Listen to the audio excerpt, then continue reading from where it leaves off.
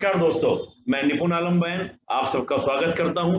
और दोस्तों, जैसा कि आप जानते हैं, हमारा मोटिव है यूथ को एक सही डायरेक्शन, एक मोटिवेशन और साथ ही कुछ उस प्रकार की जानकारी जो आपके रास्ते में, आपके मार्ग में, आपके पाथ में आपके लिए सहायक बने। तो उसी श्रृंखला में आज हमारे साथ जुड़े हैं एक व्यक्तित्व और एक जाना माना व्यक्तित्व जिनका नाम है एनके वेद सर। एनके वेद सर के बारे में आपको बताऊं दोस्तों, पिछले 50 वर्षों से अध्यापन और अध्ययन दोनों से जुड़े हुए हैं। पहले विद्यार्थी के रूप में और अभी सर से मेरी बात हो रही थी, सर का ये 40वां साल चल रहा है दोस्तों, जब सर क्या कर रहे हैं, अध्यापन कर रहे हैं। तो एकदम प्रखार हम कहेंगे शिक्षाविद हैं। और एंथ्रोपोलॉजी के लिए मैं मानता हूं कि मेरा जो परिचय रहा, जब मैं भी स्टूडेंट था और जब मैं आज भी देखता हूं, तो स्टूडेंट लाइफ में भी देखता था कि सर का एंथ्रोपोलॉजी में कहते ना कि एकदम कोई जवाब ही नहीं, कोई थोड़े नहीं है। तो मैं सर को बिल्कुल स्वागत करूंगा कि सर आपका बहुत बहुत स्वागत है सर। थैंक यू सर मैं थोड़ा सा बात करना चाहूंगा एंथ्रोपोलॉजी के ऊपर, क्योंकि जिसमें आप कहते हैं ना कि एक विद्वान है और विद्वान को हमारे यहाँ पर कहा जाता है पंडित, विद्वान पंडित हैं। तो हम सब उसमें बात करें एंथ्रोपोलॉजी को लेकर। तो काफी स्टूडेंट्स को लेकर एंथ्रोपोलॉजी को लेकर क्या एंथ्रोपोलॉजी लेना चाहिए या नहीं लेना चाहिए, ये तो एक अलग विषय होता है। लेकिन एंथ्रोपोलॉजी को पढ़ने का अप्रोच क्या होना चाहिए और इसको स्टूडेंट कैसे तय करें कि मैं एक अच्छा एंथ्रोपोलॉजी को लेकर चला सकता हूँ एज ए ऑप्शनल सर। तो उसके लिए सर आप क्या सजेशन देंगे कि उसके अंदर अगर ये क्वालिटी है, ये गुण है, तो वो एंथ्रोपोलॉजी ले और वो एंथ्रोपोलॉजी में अच्छे मार्क्स ले सकता है। मैं प्रश्न को थोड़ा और विस्तार दे दूं। जी सर। हिंदी मीडियम को साथ में लेकर के चले हम लोग। बिल्कुल सर। कि हिंदी मीडियम का रिजल्ट आप सब जगह देखिए, इवन स्टेट्स जो हिंदी भाषी हैं वहां भी अंग्रेजी का जो है वो परिणाम बेहतर होता है। जी सर। हमारा जो है शिक्षा का ढर्रा कुछ इस तरह से है कि अगर परिवार की आर्थिक स्थिति अच्छी है तो बच्चा अंग्रेजी में पढ़ेगा, बच्चा पढ़ने में अच्छा है तो साइंस पढ़ेगा, बाद में कॉमर्स ले लेगा। जी। आर्ट्स लेने वालों में मैक्सिमम 5% लोग ऐसे होते हैं जिनकी जो रुचि के कारण आर्ट्स लेते हैं। जी। या तो उनको एकेडमिक्स में जाना है जी। या उनको जर्नलिज्म में जाना है। जी। एनजीओ में भी जाना हो सकता है। बिल्कुल सर। और बाकी के जो हैं हमारा जो आप ठीक है जितनी मर्जी new economic policy educational policy लाते रहिए, प्राइमरी स्तर पे सुधार का तो कोई कार्यक्रम है ही नहीं। बिल्कुल सर। और असर की रिपोर्ट क्या कहती है हर साल? 8वीं के बच्चे को 5वीं की किताब नहीं पढ़नी आती, 5वीं के बच्चे को दूसरी की नहीं आती। क्यों नहीं आती? इसलिए कि पूरे देश में जूनियर हाई स्कूल तक 20 लाख पद खाली पड़े हैं शिक्षकों के। जी सर। आपकी सारी स्टेट्स हिंदी वाली जो है संविदा शिक्षक हैं सब जगह। 5वीं क्लास तक 2 टीचर, 8वीं तक 3 टीचर, 5 से लेके 8,000 तक। मैं तो कहता हूँ ये उनको बेरोजगारी भत्ता मिल रहा है। जी सर। उसके बाद किसी भी सरकारी नौकरी में या प्राइवेट में चले जाएंगे वो लोग। जी। तो शिक्षा पे ध्यान जब तक प्राइमरी पे ना, हम लोग हायर एजुकेशन पे सारा खर्च कर रहे हैं। बिल्कुल बिल्कुल। और वो सारा एलिट लोगों के लिए। जी। तो पहली बात तो ये है कि मीडियम जो है उससे फर्क नहीं पड़ेगा अगर आपके पास एक्सप्रेशन है तो। अभिव्यक्ति है तो मीडियम से कोई फर्क नहीं पड़ता। सही बात है। आप इंग्लिश रखें चाहे हिंदी रखें।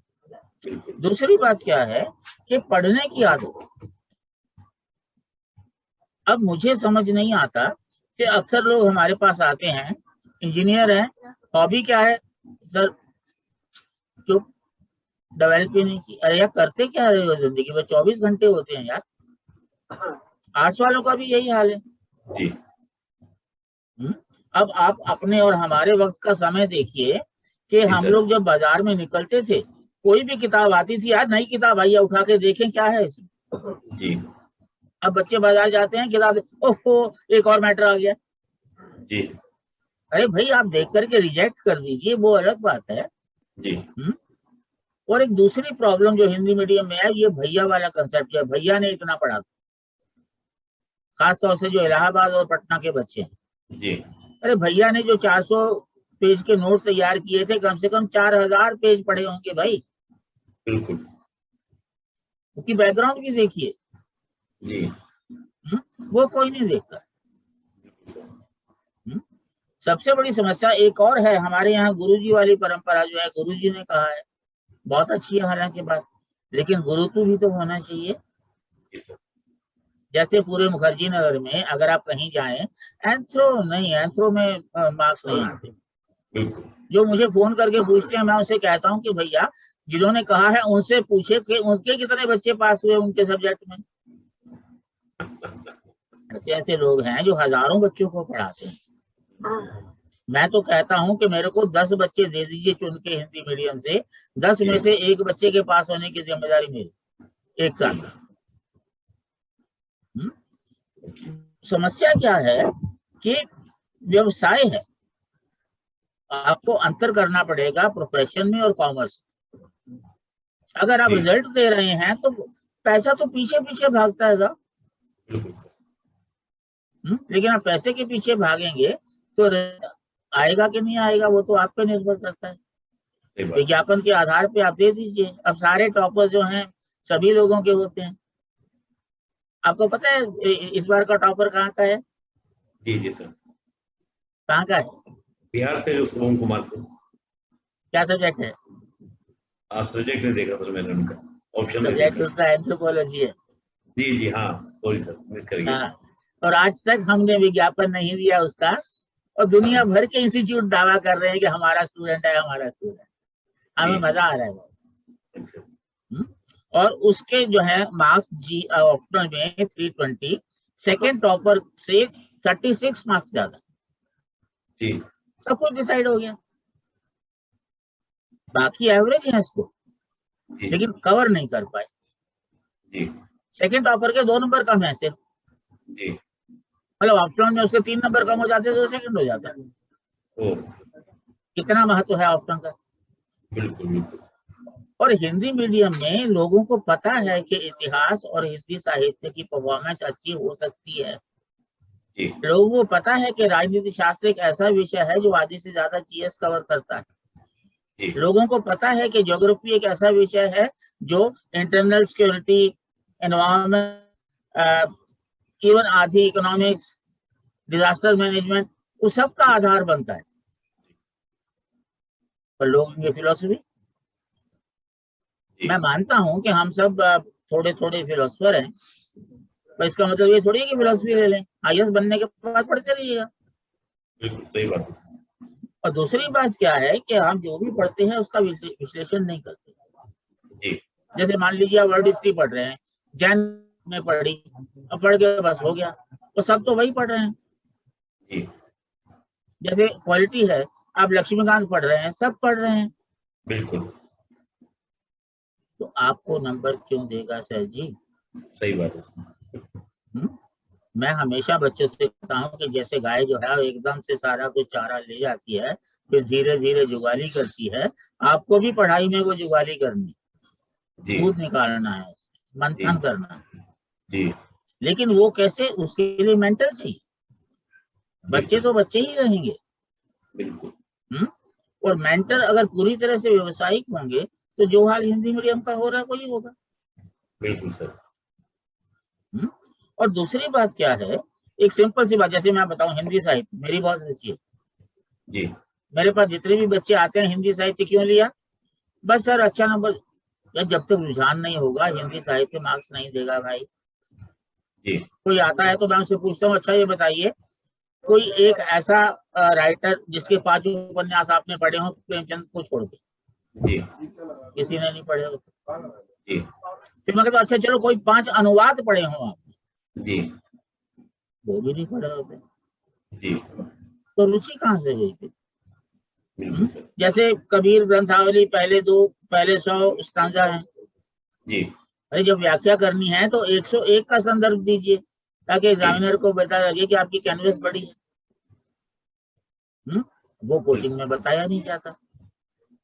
सही बात है। मैं तो इतिहास भी सीखा है तो वो साहित्य की दृष्टि से ही सीखा है, कविताओं से सीखा है। जी, बहुत सारी चीजें हैं। मैंने एक वीडियो भी बनाई थी। जैसे एक है 80 घाव लगे थे तन में फिर भी व्यथा नहीं थी मन में, पानीपत के घोर समर में तुम्हें बचाने को चमकी थी सांगा की तलवार। जी, वो झांसी की रानी लोगों को याद नहीं होती भाई। बिल्कुल सर, है? बिल्कुल सर, जबकि उसमें जो है फ्रीडम स्ट्रगल की बहुत सारी जो यूपीएससी पूछी जाती हैं, बिल्कुल स्मिथ हरा हीरोज आ गया, हाई गिरी अवरानी थी। जी, तो एक बात तो ये है कि साहित्य बहुत ही रुचिकर विषय है अगर आपका स्वभाव है। मैंने एक वीडियो देखी थी किसी हिंदी में, आजकल दो अच्छे मोटिवेटर चल रहे हैं जिनकी यूट्यूब वीडियो चल रही है, एक तो धर्मेंद्र जी हैं जी, और विकास जी तो हमेशा ही अच्छा मोटिवेटर रह ही रहे हैं। जी, एक बंदे की मैंने कमेंट देखे थे, मैं हमेशा कमेंट पहले पढ़ता हूँ, वीडियो बाद में देखता हूँ। जी, तो एक बंदे ने, सब लोग वही बच्चन जी का कहते हैं जी, उदाहरण, कविता जो है, एक जी, बच्चे ने लिखा नीरज जी वाला, छुप छुप अश्क बहाने वालों, मोती व्यर्थ बहाने वालों, कुछ सपनों के मर जाने से जीवन नहीं मरा करता है। बिल्कुल मैं तभी सोच रहा था कि अगर वो बच्चा मेरा स्टूडेंट होता तो पक्का आईएएस होता अगले साल। जी, फर्क ही नहीं है। थोड़ी सी ओरिजिनलिटी यूपीएससी में आपको कहां से कहां पहुंचा सकती है, बाकियों से अलग हटके। जी, जैसे आप मेरा शुरू में परिचय दे रहे थे, जी, कोई मुझे कहता है तो मैं निराला जी की पंक्तियां बताता हूँ कि जी, अधपके हैं बाल मेरे, निष्प्रभ हैं गाल मेरे, चाल मेरी मंद होती जा रही, हट रहा मेला, मैं अकेला, आ गई मेरे जीवन की संध्या वेला। जी, शब्दों से खेलना। और हिंदी भाषियों के लिए एक बहुत बड़ा लाभ क्या है, ग्रामीण पृष्ठभूमि से है। जी, जी, शहर के लोग जो हैं लोकोक्तियां मुहावरे सब भूल चुके हैं, बहुत बिल्कुल सही, गांव में हैं। जी, आप वो बात एक पैरे में कहेंगे, आप वो बात एक लोकोक्ति में। बिल्कुल, जो देशज शब्द हैं आपके आंसर में बहुत काम की चीज हो सकते हैं, जी, लेकिन कोचिंग में उसको नकारा जाता है। जी, तो मेरे को तो इस बार का बहुत अफसोस है, हिंदी मीडियम के बच्चे जो हैं, किसी ने बताया 12 बच्चे हैं, किसी ने बताया नहीं 22 हैं, 50 भी हों तो भी मतलब कोई मजेदार बात नहीं है। जी, एक बच्चा अगर आ जाता है तो सब लोग खुश हो जाते हैं कि हो गया। जी, जैसे हमारे बच्चे जो है वो हमें बधाई दे रहे थे इसकी, वैभव की, गौरव, शुभम, शुभम की। जी, मैंने कहा यार ये कोई मजेदार बात नहीं है, एक टॉपर होने से अच्छा है कि टॉप 10 में 2 लोग होते। बिल्कुल, टॉप 10 में 2 लोग होने से अच्छा था कि टॉप 10 में 3 नहीं होता टॉपर, कोई बात नहीं। जी, ठीक है ना, क्योंकि टॉपर तो भाग्य से होता है, जी, टॉपर तो एक ही होगा ना भाई, बिल्कुल सर, वो हमेशा हमारा होगा ये तो ना ऊपर वाले ने लिख के दे दिया। जी, ठीक? और जहां तक बात हिंदी में एंथ्रोपोलॉजी की आती है, मुखर्जी नगर में हमेशा 70 से 90 बच्चे एंथ्रोपोलॉजी की तैयारी कर रहे होते हैं। पूरे देश में मिला लो तो इससे ज्यादा बच्चे और भी होते हैं, लेकिन कोचिंग नहीं करते। क्यों? जी, क्योंकि उनको चाहिए पकी पकाई। जी, मेरा पहला सेंटेंस क्लास में होता है कि अगर आप स्वर्ग जाना चाहते हैं तो भाई आपको ही मरना पड़ेगा, बिल्कुल, रास्ता मैं बताऊंगा। जी, ये नहीं हो सकता कि मरूं मैं और स्वर्ग आप चले जाएं। बहुत बढ़िया, तो जो भीड़ जहाँ है, उन्होंने जो मनोविज्ञान बना रखा है, क्लास से बाहर आते ही बच्चे खुश, आज सर ने 20 पेज लिखवा दिए। अरे भाई उसका कंटेंट क्या था, यूपीएससी की अप्रोच क्या थी, वो कोई मतलब नहीं होता, क्योंकि मार्गदर्शन की दिशा वो नहीं होती। तो इसलिए मेरा मानना ये है कि आईएएस जो है वो कई एग्जाम से बहुत आसान है। जी, इवन आपका जो ग्रेजुएट लेवल एसएससी है, जी, अगर आप उसमें टॉप कर जाते हैं तो आप आईएएस में भी टॉप 10 में आ जाएंगे। जी, क्योंकि उसमें जितनी वैरायटी है क्वेश्चंस की, जी, इसमें भी है। जी, और एंथ्रोपोलॉजी जो है वो कम पढ़ना पड़ता है, लेकिन पढ़ना खुद पड़ता है। जी, मैं हमेशा कहता हूँ कि जैसे आप लोग अभी आ रहे हैं, एक नेशनल लेवल पे आप खेलने आ रहे हैं, हॉकी मान लो खेल रहे हैं, मैं आपका कोच हूँ, जी, और पूरे कोचिंग वर्ल्ड में मैं अकेला कोच हूँ, मैं गर्व से कहता हूँ। जी, तो कोच का क्या होता है, काम क्या होता है, आप मान लीजिए हॉकी लेकर के, बॉल लेके आप डी में पहुंचे, तो कोच आपको ये नहीं बताएगा कि गोल कैसे करना है, इधर जी, उधर किया तो कोच सीधा टखने पे मारेगा। जी, मेरी वही भूमिका है जी। तो इसलिए बच्चे जो हैं अगर वो ये चाहें कि नहीं आपकी मेहनत से वो पास हो जाए, वो तो कभी होने वाला है नहीं। जी। और जब तक ये इंस्टीट्यूट जो है आपके मुखर्जी नगर में अपनी सोच नहीं बदलते, तब तक बच्चों की सोच भी नहीं बदलेगी। सही बात है। तो सारा बोझ पड़ता है आप पर। जी। इस तरह की जो वीडियोस हैं अगर इनका प्रचार प्रसार करते हैं और लोगों की समझ में भी आती है, जी, ठीक है ना? बिल्कुल बिल्कुल सर, बिल्कुल सही बात है सर कि बहुत अच्छा आपने हिंदी मीडियम के बारे में बोला कि हिंदी मीडियम में रिजल्ट कम आने का रीजन आपने बेसिक बात बताई कि जो हमारा बिल्कुल प्राइमरी लेवल है अगर वहां से चीजों को उठाएं और वहां से ठीक करें और थोड़ा सा हिंदी मीडियम का स्टूडेंट भी ये बात समझे कि मुझे कैसे पढ़ना है, क्या पढ़ना है, किससे पढ़ना है, तो शायद हो सकता है कि रिजल्ट हमारा क्या हो, बेटर हो। शायद नहीं, आपने कितने कॉन्फिडेंस से कहा कि अगर वो स्टूडेंट मेरे पास होता तो मैं उसको, तो ये जो कॉन्फिडेंस होता है टीचर का, दैट इज ये मैटर करता है सर कि हाँ अध्यापक के अंदर यही बात होनी चाहिए, एक पात्र मिले तो उसको क्या करता है ढाल कर एकदम ऊंचाई तक पहुंचा सकता है। सर एंथ्रोपोलॉजी की जब हम लोग बात करते हैं, एंथ्रोपोलॉजी में हम बात करें, मैंने सर एंथ्रोपोलॉजी का पूरा सिलेबस भी निकाला और उसके मैंने पीपीटी भी बनवाया टीम से कि सर से जब बात करेंगे तो सर हम एंथ्रोपोलॉजी के बारे में बात करें तो आप कुछ कहना चाहेंगे उसके सिलेबस के बारे में जो यूपीएससी का है या अलग अलग कई स्टेट परीक्षाओं में सिलेबस जो होता है उसको किस तरह से अप्रोच अभ्यर्थी की होनी चाहिए? कहावत होती है हाथी के पाँव में सबका पाँव। जी। आईएएस के सिलेबस में सारे आ जाते हैं जी। और आईएएस के सिलेबस में कई चीजें ऐसी हैं। मेरी एक वीडियो है एंथ्रोपोलॉजी सिलेबस डिकोडेड, जी। मैंने उसमें विश्वास जो है वो एनालिसिस कर रखा है। जी। इसमें कई चीजें ऐसी हैं जो कभी पूछी ही नहीं जाएंगी। जी। जैसे हैं डोलो rule, Kopp rule, Gauss rule करके हैं 19वीं सेंचुरी के इवोल्यूशनरी बायोलॉजी के कंसेप्ट हैं जी। 19वीं सेंचुरी के। 20वीं सेंचुरी में इवोल्यूशनरी बायोलॉजी ने रिजेक्ट कर दिया उनको जी। तो 21st सेंचुरी में वो आपके सिलेबस में आ गए। जी। कई चीजें हैं जो बार बार दोहराई गई हैं। जी। जैसे थियोरी है इवोल्यूशन की, सिंथेटिक थियोरी, जी। 8 फैक्टर्स होते हैं। जी। उसके बाद आपके जो factors that bring down frequency करके एक पार्ट दिया हुआ है 8.456 करके। पहले तो ब्रिंग डाउन होता ही नहीं, फैक्टर्स जो हैं कभी नीचे नहीं आते। जी। जी। जी। और वो फैक्टर्स वही हैं जिनकी चर्चा हम लोग सिंथेटिक थ्योरी में करते हैं। जी। तो फिर उसी में लिखा हुआ है इफेक्ट्स ऑफ इनब्रीडिंग जो डिस्कस कर रहे हैं, फिर लिखा हुआ है इफेक्ट्स ऑफ कजन मैरिज, वो भी वही आता है, फिर लिखा हुआ है जेनेटिक लोड, वो भी उसका इफेक्ट है। नया बच्चा तो खोजता है अच्छा ये तो पढ़ लिया, ये तो पढ़ा नहीं। जी। तो इसलिए एक तो स्पष्ट है बिल्कुल जो भी है, और दूसरा वो भी है कि जो नहीं आना है वो नहीं ही आना है। जी। तो एनालिसिस अगर आप देख के चलते हैं तो बहुत आसान हो जाता है पढ़ना। और दूसरी चीज क्या है, क्योंकि मोस्टली बच्चे जो है नॉन बायो बैकग्राउंड के होते हैं और वो बायोलॉजी से डरते हैं।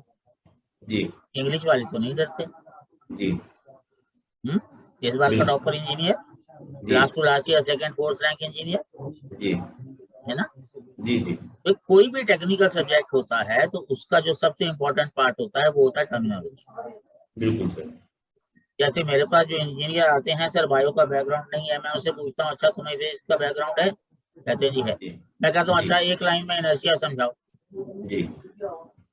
वो सेंटेंस बोलते हैं, बीच में मोशन आ जाता है, अगर अच्छा मोशन के बारे में कैसे बताओगे भाई, एक लाइन में तो हुआ नहीं। जी। तो मैं बताता हूँ, पहले आप बताओगे स्केलर और वेक्टर क्वांटिटीज, जी। फिर आप बताओगे स्पीड, जी। मोशन, स्पीड, एक्सेलरेशन, जी। फिर बताओगे लॉज ऑफ मोशन, जी। तब आप बताएंगे इनर्शिया। और हर टेक्निकल सब्जेक्ट के लिए ये बात होती है, एक तरीका होता है उसको समझने का, जानने का। जी। लेकिन दिमाग में आप ब्लॉक लगा के बैठ जाइए कि भाई मेरे से तो नहीं होगा। जी। ठीक है कि नहीं? तो फिर कोई नहीं है। अगर आप सोच के बैठिए भाई करो या मरो वाली सिचुएशन है, जी ठीक है ना। अब जी कूद गए पानी में, अब तो तैरना तो पड़ेगा ही, नहीं आता तो भी। बिल्कुल सर। और दूसरी बात क्या है, इनके दिमाग में कीड़ा होता है इंग्लिश। जी मैं हमेशा कहता हूँ, आप मसूरी में जाते हैं, आपकी जो है पंजाब हरियाणा दिल्ली के लड़के हैं, आपकी पोस्टिंग तमिलनाडु में हो जाती है, जी आपको तमिल सिखाई जाती है, आप 6 महीने में सीख जाते हैं। बिल्कुल फॉरेन सर्विस जिनकी भी होती है, उनको फॉरेन लैंग्वेज सिखाई जाती है, वो 6 महीने में सीख जाते हैं। बिल्कुल सर। तो इंग्लिश कौन सा हुआ भाई? करेक्ट बात है। भाई जो कंडीशन है एग्जाम देने की, पास होने की, तुम जी साल भर पोस्टपोन कर दो एग्जाम देना भाई, पहले जो कमियां है वो पूरी करो। बिल्कुल बिल्कुल। नहीं मानते लोग। जी इसीलिए मैं एड्रेस उन लोगों से करता हूँ जो ग्रेजुएशन में है, कि भाई आप जब तैयारी शुरू करें तो पहले ये कमियां दूर करें। बिल्कुल सर। करेक्ट है सर, कि यानी कि हम बेसिक सी बातों को पहले दूर करें। तो सर एक मेरे मन में प्रश्न, जब आप बता रहे थे, तो अगर एंथ्रोपोलॉजी कोई प्रारंभ करना चाहता है, पढ़ना स्टार्ट करना चाहता है, तो उसका सर बेसिक बात आप क्या बोलेंगे, भाई यहाँ से स्टार्ट करो तो तुम्हारे लिए थोड़ा एंथ्रोपोलॉजी आसान हो जाएगी। और सर आपकी कोई पुस्तक उसके बारे में सर थोड़ा बताइए, अपनी पुस्तक एंथ्रोपोलॉजी पे नोट्स या पुस्तक के बारे में। तो मेरी एक पुस्तक, लेकिन वो तो बायोलॉजिकल है। जी एक एम्बर एंड एम्बर हैं लेखक, उनकी हिंदी में अनुवाद है किताब, जी जी सरल भाषा में है जी और अच्छी किताब है, जिससे पूरा आधार बन जाता है। ओके और दूसरा पेपर तो एप्लीकेशन ही है, पहले पेपर का आधार बन गया तो दूसरा आसान हो जाता है। जी जी हिंदी में पर्याप्त पुस्तकें हैं, सिर्फ एक चीज जो है, एक रिपोर्ट है 2014 की, जी खाका कमेटी रिपोर्ट है, लोग उसको ज्यादा कमेटी कहते हैं, जी वो इंग्लिश में है, जी बाकी सारी चीजें हिंदी में उपलब्ध है। जी ओके, यानी कि एक दो किताबें ये पढ़े। और सर आपकी किताब का नाम सर, जो आपने अपनी किताब के बारे में बताया सर, वो बायोलॉजी पर है, क्या है सर? वो है जैविक मानव शास्त्र। यानी जैविक मानव शास्त्र।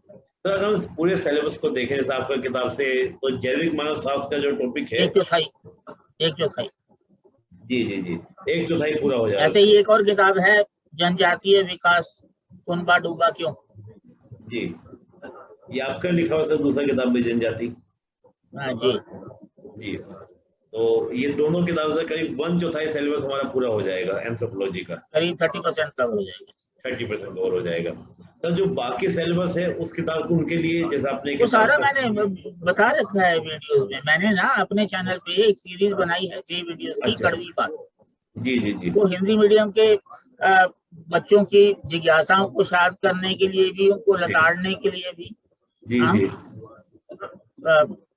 पर जब तक फेस टू फेस नहीं होते, अभी भी मैं कहूंगा, आप चाहूंगा कि जी आपके दायरे में कोई लोग ऐसे हों जिनके हिंदी मीडियम में 800 मार्क्स आ रहे हों, जी 800 प्लस, वो जी उसको आप एक बोलिए कि 2-4 बार मुझसे मिले, कैसे पास नहीं होते। जी जी। देखिए दोस्तों, सर ने बहुत सीधा सीधा आपको स्पष्ट बोल दिया है, जिनके नंबर कम आ रहे हैं और क्यों नहीं हो रहा है, उनका एक बार सर से जरूर मिले। और मैं सर के बारे में आपको मिलना होगा तो आप कमेंट कीजिएगा, मैं सर से आपका मुलाकात को निश्चित कराऊंगा। और सर ने जो एंथ्रोपोलॉजी के ऊपर वीडियो बनाए हैं, वो वीडियो भी आपको डिस्क्रिप्शन में, जब आप वीडियो को देख रहे होंगे तो डिस्क्रिप्शन में जाइएगा, सर के में पॉइंट वाइज लिस्ट भी डाल दी जाएगी, आप सर की वीडियो भी देख सकते हैं, ताकि आपको एंथ्रोपोलॉजी के बारे में एक बेसिक समझ, एक सामान्य समझ बन सके। और सर आपके लिए हमेशा उपलब्ध हैं, आप सर से मिल सकते हैं, बात कर सकते हैं। सर कुछ और आप युवाओं के लिए, यूथ के लिए कुछ मोटिवेशन या कोई बात कहना चाहें, खासतौर से हिंदी? नहीं, आजकल मैं हिंद, एंथ्रोपोलॉजी नहीं पढ़ रहा हूँ, आजकल मैं हिस्ट्री और समाजशास्त्र और पॉलिटिकल साइंस ज्यादा पढ़ रहा हूँ। जी एक मैंने सीरीज बनाई थी, the history that never was. जी बचपन से जो भी हम इतिहास में पढ़ते आ रहे हैं, सब गलत पढ़ाया गया, सब झूठ पढ़ाया गया। Okay sir. और अभी मैं लिख रहा हूँ the truth about cast. Okay जो भी हमें पढ़ाया गया कास्ट के बारे में, जो मनु को गालियां दी गई, लताड़ा गया, सब झूठ। Okay sociologist, historians, political scientist, anthropologist, जी जी चाहे वो इंडिया के हों चाहे वो यूएस के हों, जी सब ने एक जो है वो एक आवाज से बोलते हैं सब, किसी ने मनुस्मृति नहीं पढ़ी जी। अब जैसे सबसे बड़े जो विशेषज्ञ हुए हैं कास्ट पर प्रोफेसर गुरे, जीएस गुरे, हर कोई उसको कोट करता है जी। और उनकी जो किताब है उसके बैक साइड पे लिखा है कि वो इतिहास, एंडोलॉजी, एंथ्रोपोलॉजी और संस्कृत के विशेषज्ञ हैं जी। और उन्होंने जितने भी कोट दी हैं उनमें से एक भी संस्कृत का ओरिजिनल टेक्स्ट कोट नहीं किया। ओ। सारी अंग्रेजों की ट्रांसलेशन कोट की हैं और वो अंग्रेजों की ट्रांसलेशन जो है वो हमें भड़काने के लिए है जानबूझ के, तो हम भड़क गए जी। तो समस्या ये है कि जैसे मैं आपको बताता हूँ, ये लोग मनु के अध्याय 5 की रेफरेंस देते हैं जी। कि मनु जो है गौ मांस को खाने के ये मतलब प्रमोट करते जी। चैप्टर 5 में करीब 15-16 श्लोक ऐसे हैं जो एक लाइन में हैं जी। जो ये बताते हैं कि इस तरह का गेस्ट आए तो इस तरह का मीट खिलाओ, उस तरह का गेस्ट आए तो उस तरह का मीट खिलाओ। जी। एक श्लोक है 5:51 जिसकी बात मैं बाद में करूंगा। उसके बाद 4 श्लोक ऐसे हैं जो बता रहे हैं कि मीट छोड़ने से क्या फायदे हैं जी। और जो श्लोक 5:51 है वो जी। कहता है शिकार करने के लिए जो जाता है, जो उसके साथ जाता है, जो दुकानदार को बेचता है, दुकानदार जिसको बेचता है, जो घर लाता है, जो पकाता है, जो सर्व करता है, जो खाता है, सारे के सारे क्रिमिनल है। जी। या तो वो श्लोक सही है या जी। ये सही है। जी। एक्चुअली मनुस्मृति में ओरिजिनली 680 श्लोक थे, अब जो बाजार में उपलब्ध है वो 2675 है। जी। तो घुसा घुसा के और फिर ऊपर से अब आप ही बताइए कि एक सेंटेंस में आप मेरी तारीफ करें और अगले में ही आप मेरी आलोचना कर दें, सही बात है, तो कौन मानेगा आपको? बिल्कुल, है ना। इसी तरह सब लोग कहते हैं कि मनु जो है शूद्रों पर अत्याचार करते हैं बहुत, वो कान में शीशा डाल दो और वो डाल दो। मनु ने साफ साफ लिखा है अगर किसी ने कोई गलती की है, किसी का दोष है, तो जितनी सजा शूद्र को मिलेगी उससे 8 गुना ज्यादा वैश्य को मिलेगी, उससे 8 गुना ज्यादा क्षत्रिय को मिलेगी और उससे 8 गुना या 16 गुना या 32 गुना ज्यादा ब्राह्मण को मिलेगी। क्योंकि जिसका सामाजिक स्तर ऊपर है उसको कानून की उतनी समझ। अब यहाँ शूद्रों की जो है वो कान में शीशा कहाँ से आ गया जी। फिर वो कहते हैं पितृसत्तात्मक है जी। आप ये देखिए कि क्रिश्चियनिटी लीनियल पैट्रियार्कल है, उसके बारे में कोई नहीं बोलता जी। उसमें तो साफ साफ लिखा हुआ है कि अगर बेटा है तो बेटों को मिलेगा, बेटियों को नहीं मिलेगा। जी। कुरान शरीफ में साफ साफ लिखा है जितना बेटे को मिलेगा बेटियों को आधा मिलेगा। जी। मनुस्मृति क्या कहती है? कहता मनुस्मृति तो मना करती है। मनु का जो श्लोक है सबसे बड़े बेटे को 5% मिलेगा जी। उससे छोटे को उससे आधा जी। उससे छोटे को उससे आधा, ये क्रम चलेगा और बाकी जो बचेगा वो सारे भाइयों में बराबर बटेगा जी। यानी बड़े को थोड़ा सा एडवांटेज। जी। फिर अगली लाइन लिखी है कि सारे भाई अपनी अपनी बहनों को 1/4 हिस्सा अपने हिस्से में से देंगे। ओके। ये कोई नहीं बताता। ठीक है ना। ये कोविड हुआ मेरे को तो बहुत फायदा हो गया।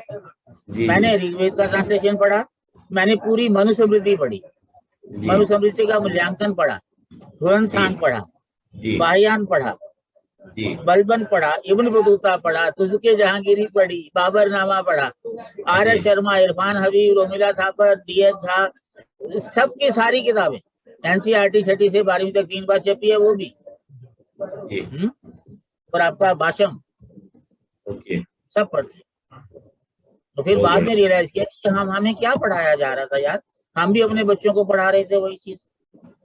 बिल्कुल। इसलिए जो है मैं दक्षिण सबक पास लिख रहा हूँ, अभी करीब करीब पूरी हो चुकी है, इंट्रोडक्शन और कंक्लूजन बचा है। जी जी जी। तो सर इंतजार रहेगा उस पुस्तक का। मेरी तो बहुत उत्सुकता हो गई और खास तौर से जब आपने मनुस्मृति और कई सारी पुस्तकों का आपने कोरोना काल में जहाँ लोग बड़े परेशान थे आपने उसको रचनात्मक। नहीं सर, मुझे बड़ा फायदा हुआ। मैं आपको बताऊं, मैंने लास्ट रिसर्च पेपर 2 में लिखा था जी। कोरोना में मैं 5 लिख चुका हूँ, 2 छप भी चुके हैं। बहुत बढ़िया सर। और ये किताब तो ऑलरेडी छपने के लिए तैयार बैठी है। हमारे एक मित्र हैं पिलग्रिम पब्लिशर्स, वो कई दिन से पीछे पड़े थे कि अपनी कोई किताब हमें दो, तो मैंने कहा था कि ठीक है, ये आपको दी। तो इसमें हर श्लोक का रेफरेंस, मीनिंग, कंटेक्स्ट और इन सारे राइटर्स के जो जो कहा है उनको कंट्राडिक्ट करते हैं, मैक्स मुलर से लेकर के और आर.एस. शर्मा तक। दोस्तों मैं तो चलिए और किताब तो शायद मैं ना पढ़ पाता, लेकिन इस किताब के लिए तो मेरे अंदर भी उत्सुकता हो रही है। तो हम जल्द से जल्द सर को शुभकामनाएं भी देंगे और इसका ना उत्सुकता के साथ, क्यूरियोसिटी के साथ इंतजार रहेगा इस पुस्तक का। और सर जरूर पढ़ेंगे हम सब लोग, क्योंकि आपका जो आपने बताया कि सारी चीजों को आपने स्टार्टिंग से लेके सबका आपने एनालिसिस किया और इतनी सारी किताबें आपने पढ़ डाली। तो इतनी मैं भी नहीं पढ़ पाता हूँ, ठीक है मैं भी पढ़ता रहता हूँ, अध्ययन करता हूँ, लेकिन इतनी मैं भी नहीं पढ़ पाया कोरोना काल में। तो बहुत अच्छा लगेगा सर। और सर आप ऐसे ही पढ़ते रहें और हम लोगों को, सभी युवाओं को आपकी इस तरह से मार्गदर्शन मिलता रहे।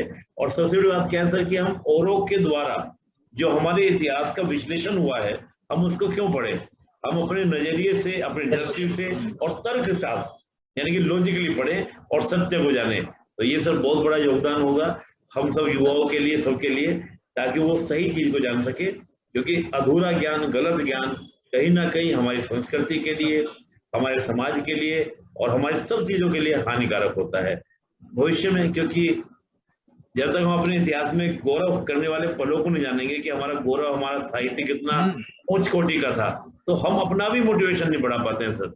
जैसे बहुत से किसी गांव एक को इंसिडेंस याद आ गया, आर.एस. शर्मा ने भी लिखा है, डी.एन. झा ने भी लिखा है जी कि हम मानते हैं कि प्राचीन भारत की उपलब्धियां बहुत थी जी, लेकिन हमें उस पर गर्व नहीं करना चाहिए क्योंकि हमारी वर्तमान की उपलब्धियां तब से कहीं ज्यादा है।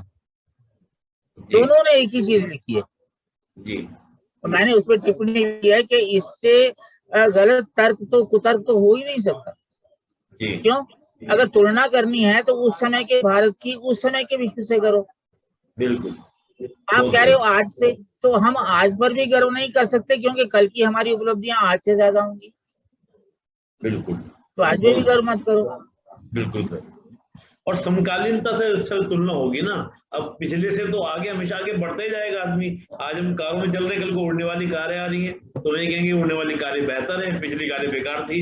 आज से 100 साल पहले जो कारें थी वो उस समय के हिसाब से बहुत बेटर थी, आज जो है उससे बेटर है, आने वाले समय और बेटर होगी। तो ये तो हमेशा ही विकास, मानव सभ्यता का एक राह है कि विकास एक पूरा प्रक्रिया है, चलती रही है हमेशा। सदी पिछली वाली सदी से उन्नति रहती है टेक्नोलॉजिकल किसी तरह से देखें। आज जो हम लोग कन्वर्सेशन कर पा रहे हैं, आज से 10 साल पहले, 5 साल पहले कहाँ संभव था ये सब चीजें, ये इन्हीं के दौरान हम लोग कर पा रहे हैं इससे। नहीं तो मुझे आपके पास आना पड़ता, आपकी बातें सुननी पड़ती, लिखना पड़ता या वीडियो रिकॉर्ड करता। आज एकदम ज्ञान का गंगा यहीं पर बह गई सर। तो तकनीकी का सर पूरा इस्तेमाल हुआ है। ये बहुत बहुत धन्यवाद सर, आपने समय दिया और बहुत उपयोगी रहेगा सर ये वीडियो सभी एस्पिरेंट्स के लिए भी और युवाओं के लिए भी और भी लोगों के लिए जो वाकई में भारतीय समाज में रुचि रखते हैं। बहुत बहुत धन्यवाद। ये बड़प्पन है आपका। पता है इस बार का टॉपर कहाँ का है? जी जी सर। कहाँ का है? बिहार से जो शुभम कुमार थे। क्या सब्जेक्ट है? सब्जेक्ट नहीं देखा सर मैंने उनका, ऑप्शन सब्जेक्ट उसका एंथ्रोपोलॉजी है। जी जी हाँ, सॉरी सर, मिस कर गया। और आज तक हमने विज्ञापन नहीं दिया उसका, और दुनिया भर के इंस्टीट्यूट दावा कर रहे हैं कि हमारा स्टूडेंट है, हमारा स्टूडेंट। हमें मजा आ रहा है। और उसके जो है मार्क्स जी ऑप्शनल में 320, सेकेंड टॉपर से 36 मार्क्स ज्यादा जी। सब कुछ डिसाइड हो गया।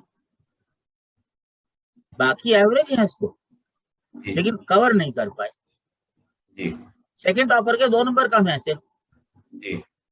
मतलब ऑप्शनल में उसके 3 नंबर कम हो जाते तो सेकंड हो जाता। कितना महत्व है ऑप्शन का। बिल्कुल बिल्कुल। और हिंदी मीडियम में लोगों को पता है कि इतिहास और हिंदी साहित्य की परफॉर्मेंस अच्छी हो सकती है। लोगों को पता है कि राजनीति शास्त्र एक ऐसा विषय है जो आधी से ज्यादा जीएस कवर करता है। लोगों को पता है कि ज्योग्राफी एक ऐसा विषय है जो इंटरनल सिक्योरिटी, एनवायरमेंट, इवन आधी इकोनॉमिक्स, डिजास्टर मैनेजमेंट, उस सब का आधार बनता है। पर लोग ये फिलोसफी मैं मानता हूं कि हम सब थोड़े थोड़े फिलोसफर हैं, पर इसका मतलब ये थोड़ी है कि फिलोसफी ले लें, IAS बनने के बाद पढ़ते रहिएगा। बिल्कुल सही बात है। और दूसरी बात क्या है कि हम जो भी पढ़ते हैं उसका विश्लेषण नहीं करते। जी जैसे मान लीजिए आप वर्ल्ड हिस्ट्री पढ़ रहे हैं, जैन में पढ़ी, अब पढ़ के बस हो गया, तो सब तो वही पढ़ रहे हैं। जी जैसे क्वालिटी है, आप लक्ष्मी